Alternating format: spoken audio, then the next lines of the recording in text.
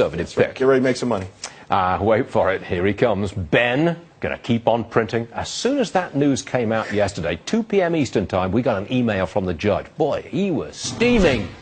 He's here. Judge Andrew Napolitano. You know, What's wrong? I was in the D.C. Bureau yesterday, and everybody was commenting, and you eventually did as well on Neil Cavuto. I think you really agree with me, but you don't want to admit it for the sake of this conversation, that the market had a remarkable turnaround when Ben Bernanke unexpectedly announced that as a swan song to his friends who like cheap, easy, free printed cash, a.k.a. the Wall Street crowd, he would buy another $85 billion worth of bonds, basically creating that money out of thin air. This will produce a bubble. This is artificial. How is this money going to be paid back?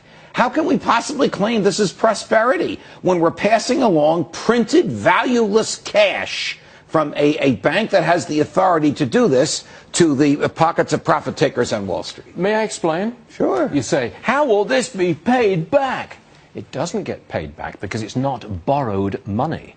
The Federal Reserve has a big chunk, hold on, it's got about $3 trillion in the coffers, right? Because it's been putting it out there. It's been buying paper and paying money for it. That puts money into the economy. Where did it get that $3 trillion? Hold on, it prints it, hold on.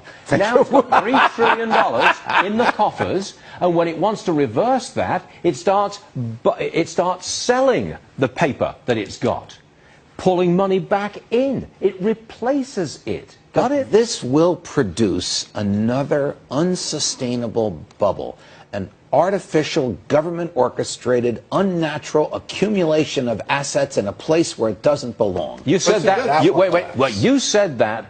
I don't know how many years ago when this money printing started. What, 4 or 5 years ago? It'll create inflation. Where's the inflation? Well, I didn't say it would create an inflation. I may have said that. There's no inflation now. Inflation is less than 2%. The Fed wants more inflation. Right. That's how wacky they are. They want prices to go up.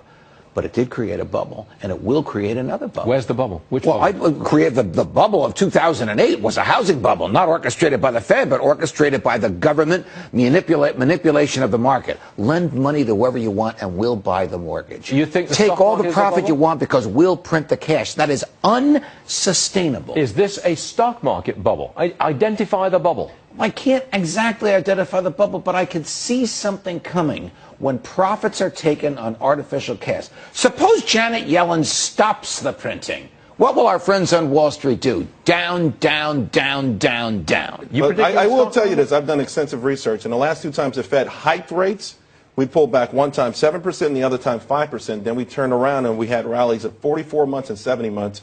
My problem with the Fed, to be quite frank with you, Judge, is the money doesn't get to Main Street. It does only get, they're giving the federal government money.